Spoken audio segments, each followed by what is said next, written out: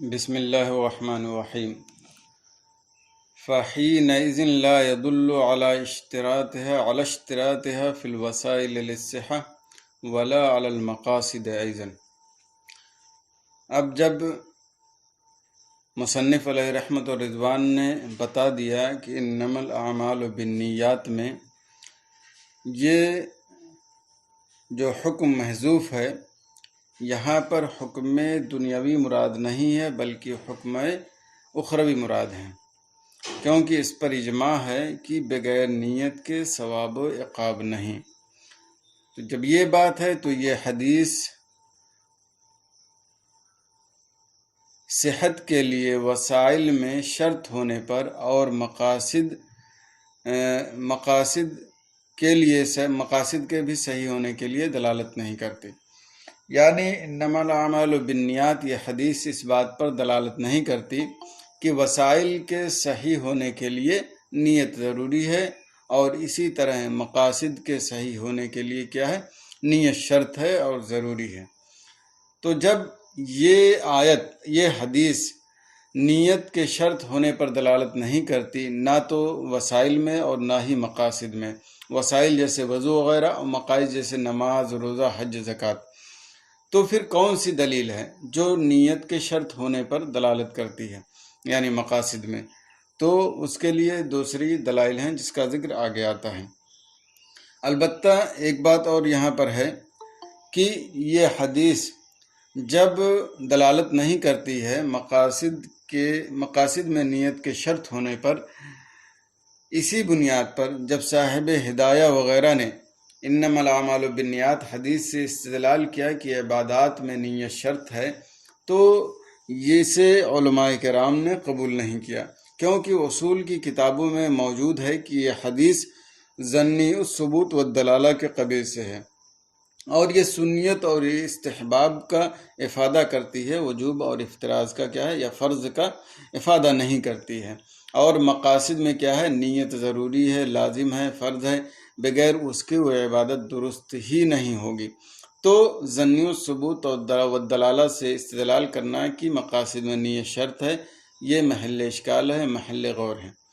تو بہرحال صاحب ہدایہ نے جو استدلال کیا اس حدیث سے، اسے علماء کرام نے محل نظر سمجھا۔ وفی بعض الکتب ان الوضوء الذي ليس بمنوی ليس بمامور به ولكنه مفتاح للصلاة، اور بعض کتب میں ہے کہ وضو جو بلا نیت ہو وہ مامور بھی نہیں، یعنی اس کا حکم نہیں دیا گیا، ولكنه مفتاح للصلاة، لیکن وہ کیا ہے، نماز کے لیے مفتاح ہے۔ یعنی ایسا وضو جو بغیر نیت کے کیا گیا تو وہ مامور بھی نہیں ہے، لیکن اس کے باوجود بھی کیا ہے، وہ نماز کے لیے کنجی ہے۔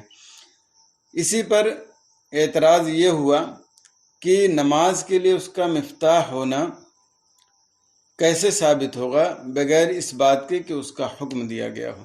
یعنی جب اس کا حکم ہی نہیں دیا گیا تو وہ نماز کے لیے مفتاح کیسے ہو سکتا ہے؟ تو ہو سکتی ہے، تو اس کا جواب یہ دیا کہ حضور نبی کریم صلی اللہ علیہ وسلم کے قول سے ثابت ہے کہ مفتاح الصلاۃ الطہور، اور اس کا یعنی اس کے لیے یعنی نماز کے لیے وضو کا مفتاح ہونا اس اعتبار سے کہ وہ طہارت ہے۔ وضو کے آخری آیت میں جو یہ ذکر ہے وَلَٰكِن يُرِيدُ لِيُطَهِّرَكُمْ، اس بات سے ثابت ہوتا ہے، اگرچہ یہ تیمم کی حالت کو بیان کرنے کے لیے ہے، لیکن ایک طرح سے وضو کی حالت کی طرف بھی اس سے اشارہ ملتا ہے۔ تو بہرحال حدیث مفتاح الصلاۃ الطہور ولیکن اور آیت کریمہ ولیکن یرید لیطہرکم، ان دونوں سے واضح ہوتا ہے کہ وضو یہ نماز کے لیے مفتاح ہے، اگرچہ وضو کرتے وقت اس کی نیت نہ کی گئی ہو۔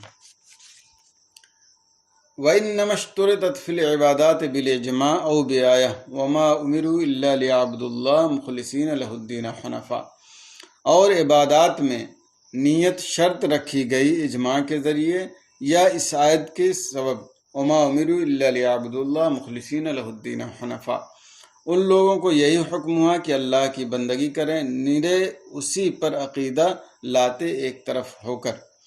اب چونکہ جب بتایا کہ انما الاعمال بالنیات، یہ حدیث نیت کے شرط ہونے پر دلالت نہیں کرتی عبادات یا کہہ لیجیے مقاصد وغیرہ میں، تو اعتراض ہوا کہ آخر یا سوال ہوا کہ آخر کون سے دلائل ہیں جن کی بنیاد پر ہم کہتے ہیں کہ مقاصد اور عبادات میں کیا ہے، نیت شرط ہے۔ تو یہ جواب دیتے ہیں یہاں پر کہ عبادات میں اجماع کے ذریعے نیت شرط ہے، یا یہ آیت کریمہ وما امروا الا لیعبدوا اللہ مخلصین لہ الدین حنفاء، اس کی بنیاد پر۔ اور اقوال میں نیت کی جانب 3 جگہوں پر ضرورت پڑتی ہے۔ ایک تو ریاء سے بچنے کے لیے اللہ تعالیٰ کا تقرب حاصل کرنا ہو، اور دوسرے جو غیر مقصود کا بھی احتمال الفاظ رکھتے ہیں، اس میں بھی نیت کی ضرورت ہوتی ہے، جس سے غیر مقصود جو احتمال ہے وہ خارج ہو جائے۔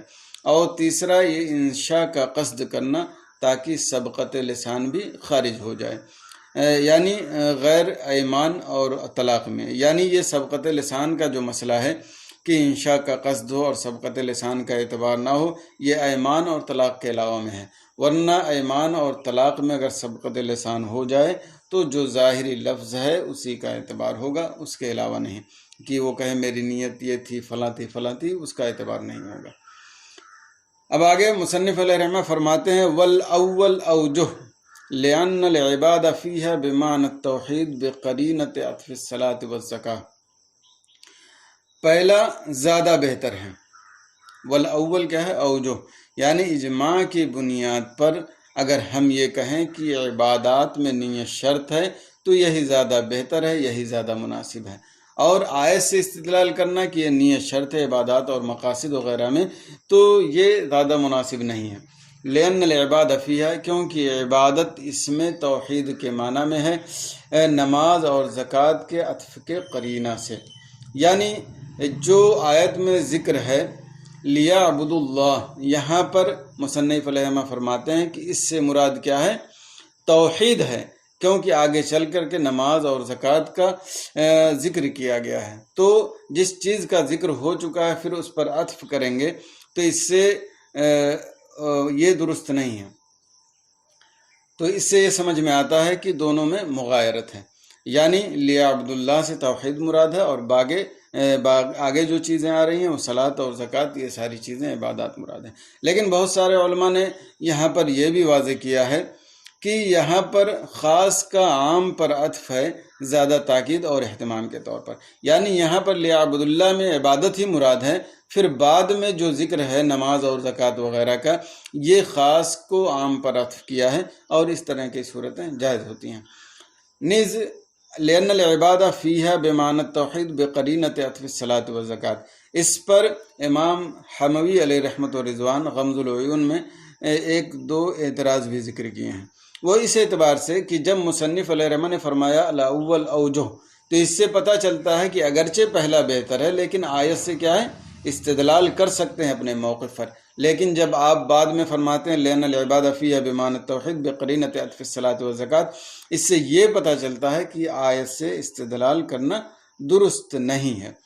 اور دوسری بات یہ ہے کہ اگر مان بھی لیتے ہیں کہ وما امروا الا لیعبدوا اللہ میں عبادت اپنے معنی حقیقی پر محمول ہے، یعنی توحید مراد نہیں ہے بلکہ عبادت کرنا ہی مراد ہے، تو کہہ رہے ہیں کہ اس صورت میں بھی استدلال درست نہیں ہوگا، کیونکہ یہاں پر جو مخلصین کا ذکر ہے ایسی صورت میں ہوگا کہ یہ یہاں مراد ناوین ہو، یعنی نیت کرتے ہوئے، خالص اللہ تبارک و تعالیٰ کی عبادت کی نیت کرتے ہوئے۔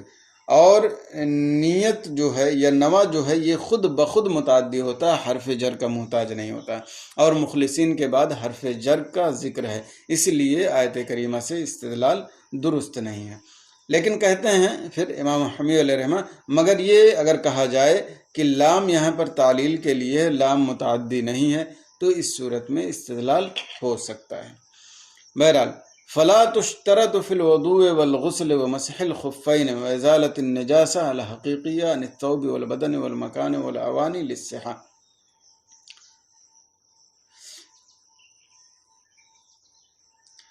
اب یہاں پر لا يدل جو بتایا کہ یہ مطلب حدیث دلالت نہیں کرتی ہے نیت کے شرط ہونے پر، تو اسی پر تفریح کرتے ہوئے فرماتے ہیں تو اب وضو، غسل، مسح خفین اور نجاست کپڑے، بدن اور مکان اور برتنوں سے نجاست حقیقیہ کے زائل کرنے میں صحت کے لیے شرط نہیں، یعنی آپ کا وضو اسی وقت درست ہوگا جب آپ نیت کریں، یا غسل اسی وقت درست ہوگا جب آپ نیت کریں، یا مسح خفین اور بدن وغیرہ سے نجاست حقیقیہ کا ازالہ کرنا اسی وقت درست ہوگا جب کہ آپ نیت کریں، ایسا نہیں ہے۔ یعنی جب حدیث سے ثابت ہوگا کہ نیت شرط نہیں ہے تو وضو اور غسل یہ ساری چیزیں اگر بغیر نیت کے کریں تب بھی یہ درست ہو جائے گا۔ وَأَمَّا اشْتِرَاطُهَا فِي التَّيَمُّمِ فَلِدَلَالَةِ آیَتِهِ عَلَيْهَا لِأَنَّهُ الْقَصْدُ۔ ابھی اس عبارت سے یہ امام شافعی علیہ رحمت اور رضوان کے قیاس کا جواب ہے، جو وضو کو تیمم پر قیاس کرتے ہیں، یعنی وضو کو تیمم پر قیاس کرتے ہیں۔ تو جس طرح تیمم میں نیت شرط ہے، اسی طرح وہ کہتے ہیں وضو میں بھی نیت شرط ہے، اور بغیر نیت کے وضو درست نہیں ہوگا۔ تو اسی کا جواب دیتے ہوئے یہاں پہ فرماتے ہیں، اور نیت کا شرط ہونا تیمم میں تو آیت کے دلالت کرنے کی وجہ سے اس نیت پر، لِأَنَّهُ الْقَصْدُ، کیونکہ یہ کیا ہے؟ قصد ہے۔ کیا ہے آیت؟ فَإِن لَمْ تَجِدُوا مَاءً فَتَيَمَّمُوا، یہ لفظ خود قصد پر دلالت کرتا ہے۔ تو جب یہ قصد پر دلالت کرتا ہے تو اس کا مطلب ہوا کہ یہاں پر نیت شرط ہے، یعنی جب انسان تیمم کرنے کا ارادہ کرے گا تو وہ نیت کرے گا۔ اور دوسرے کی مٹی کا حس کے اعتبار سے یا فطری طور پر وہ طہارت کے لیے نہیں ہے، تو بہرحال جب فطرت کے خلاف جائیں گے تو نیت کی ضرورت ہوگی، برخلاف پانی کے کہ وہ اپنے پیدائشی اور حس کے اعتبار سے، ہر اعتبار سے وہ طہارت کے لیے ہی بنا ہے۔ تو اس لیے جب اس سے وضو کریں گے تو بغیر نیت کے بھی وضو درست ہو جائے گا۔ اور آیت کریمہ میں جو ہے تیمم کے تعلق سے، وہاں بغیر نیت کے درست نہیں ہوگا، اس لیے کہ پیدائشی اعتبار سے اور حسی اعتبار سے بھی مٹی طہارت کے لیے نہیں بنائی گئی، اور دوسرے یہ کہ اس میں قصد کا لفظ خود پایا جاتا ہے، فَتَيَمَّمُوا صَعِيدًا طَيِّبًا، تو اس سے واضح طور پر سمجھ میں آتا ہے کہ اس میں نیت ضرور ہے اور بغیر نیت کے درست نہیں ہوگا۔ اس لیے وضو میں نیت کی شرط لگانا یہ ایک طرح سے نص پر زیادتی ہے جو قابل قبول نہیں ہے۔ تو بہرحال تیمم میں جو شرط لگائی گئی ہے نیت کی، وہ شرط کی وضاحت خود آیت کریمہ میں موجود ہے۔ اور رہی بات وضو کی، تو یہ فطری طور پر وہ طہارت کے لیے ہی بنایا گیا ہے، تو اگر بغیر نیت کے طہارت حاصل کر لیں تو طہارت حاصل ہو جائے گی۔ وَأَمَّا غَسْلُ الْمَيِّتِ فَقَالُوا لَا تُشْتَرَطُ لِصِحَّةِ الصَّلَاةِ عَلَيْهِ وَتَحْصِيلِ طَهَارَتِهِ، میت کو غسل دینا۔ فقالو، تو فقہاء کرام نے فرمایا نماز کے اس پر صحیح ہونے کے لیے اور طہارت کے حاصل ہونے کے لیے نیت شرط نہیں ہے۔ یعنی اگر کوئی شخص یا کچھ لوگ مل کر کے میت کو غسل دے دیں اور نیت نہ کریں تو ایسی صورت میں اس پر نماز پڑھنا درست ہوگا، کیونکہ طہارت حاصل ہو گئی۔ کیونکہ طہارت حاصل کرنے کے لیے اور نماز درست ہونے کے لیے کیا ہے؟ میت کے نہلانے میں نیت شرط نہیں ہے۔ البتہ ایک بات میں شرط ہے، اور وہ یہ ہے کہ مکلفین کے ذمے میں جو فرض ہے اس کو ساقط کرنے کے لیے نیت شرط ہے۔ یعنی اگر نہلانے والے نے نیت نہیں کی تو ایسی صورت میں جو مکلف کے ذمہ فرض تھا وہ ساقط نہیں ہوگا، کیونکہ اس فرض کو ساقط کرنے کے لیے نیت شرط ہے، اور یہاں پر نیت نہیں پائے گی۔ جب نیت نہیں پائی گئی تو مکلف کے ذمے جو فرض تھا وہ ساقط نہیں ہوا۔ تو یہاں پر دو چیز ہیں، ایک تو طہارت حاصل ہو جائے اور اس پر نماز درست ہو جائے، اور دوسری چیز یہ ہے کہ مکلف کے ذمے سے فرض بھی ساقط ہو جائے۔ تو کہہ رہے ہیں اگر بغیر نیت کے نہلا دیا تو اس کو طہارت حاصل ہو جائے گی اور نماز بھی اس پر کیا ہے؟ درست ہو جائے گی، لیکن جو مکلف کے ذمے فرض تھا وہ بغیر نیت کے ساقط نہیں ہوگا۔ اس کا مطلب یہ ہے کہ نہلانے والا جب نیت کرے گا تبھی اس کے ذمے سے فرض ساقط ہوگا، ورنہ نہیں۔ یہ اور بات ہے کہ طہارت حاصل ہو جائے اور اس پر نماز پڑھنا کیا ہے؟ درست ہو جائے۔ امام حموی علیہ رحمہ نے یہاں پر کچھ عبارات کے ذریعے اعتراض ذکر کیا ہے، لیکن اگر غور کیا جائے تو وہ اعتراض بھی ختم ہو جائے گا۔ وہ یہ ہے کہ قاضی خان نے اپنے فتاوی میں ذکر کیا کہ میت غسلہ اہلہ من غیر نیت الغسل اجزاءہم ذالک، یعنی اگر میت کے گھر والوں نے میت کو دھلا بغیر نیت کے یا غسل دیا بغیر نیت کے تو وہ ان کے لیے کافی ہوگا۔ فَإِنَّهُ صَرِيحٌ، تو یہ اس بات میں صریح ہے کہ ان کی طرف سے کافی ہونے کے لیے نیت شرط نہیں، اور تاتار خانیہ میں ہے کہ نیت میت کے غسل میں شرط نہیں ہے۔ تو اس سے بظاہر یہ سمجھ میں آتا ہے کہ مکلف کے ذمے سے بھی ساقط ہو جائے گا فرض، اگرچہ وہ نیت نہ کرے۔ تو اس کا جواب دیتے ہوئے فرماتے ہیں کہ قاضی خاں اور تاتار خانیہ سے جو ذکر کیا گیا ہے وہ اپنے جس بات پر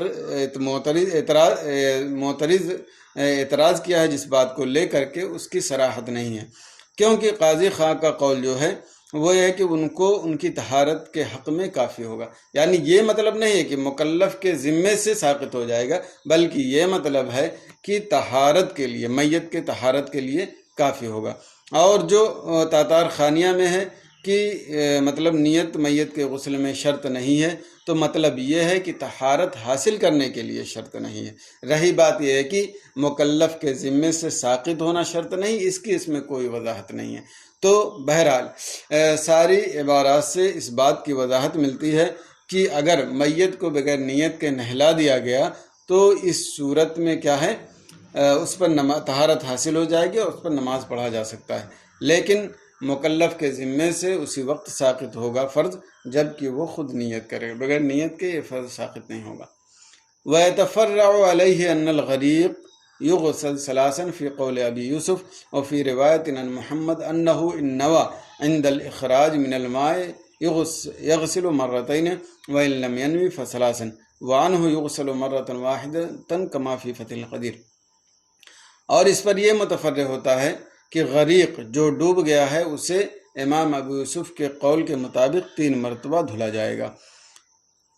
یعنی جو پہلے قول کا سبب کیا ہے، یعنی 3 مرتبہ دھلا جائے گا، تو اس کا سبب یہ ہے کہ محدث سے جو نجاست کا ازالہ ہوتا ہے کمال درجے کا، وہ 3 مرتبہ دھلنے سے ہی حاصل ہوتا ہے، اور جو 2 مرتبہ دھلنے کا حکم دیا گیا ہے وہ نجس کپڑے کے تعلق سے جو غیر مریہ ہے، جبکہ اس کو دھل دیا جائے پھر دوسرے پاک کپڑے کو اس کو ملا دیا جائے، تو ایسی صورت میں 2 مرتبہ دھونے کا حکم ہے۔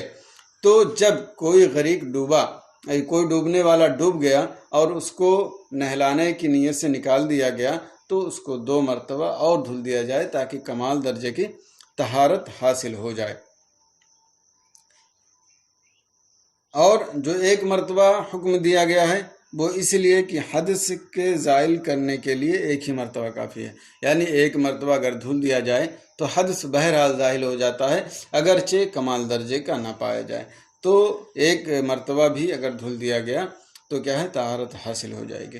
تو اسی پر متفرق کرتے ہوئے کہ طہارت حاصل ہو جائے گی، اس پر یہ 3 اقوال یہاں پر ذکر کیے گئے ہیں کہ غریق کو 3 مرتبہ دھولا جائے گا امام ابو یوسف علیہ رحمۃ رضوان کے قول کے مطابق، اور ایک روایت میں محمد سے ہے کہ نوا عند الاخراج من الماء یغسل مرتين، کہ اگر پانی سے نکالنے کے وقت نیت کر لیا ہے غسل کی تو 2 مرتبہ دھلا جائے گا، اور اگر نیت نہیں کی ہے تو 3 مرتبہ۔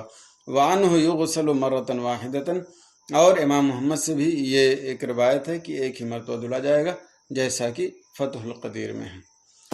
تو یہ سارے ابحاث یہاں تک مکمل ہوئے۔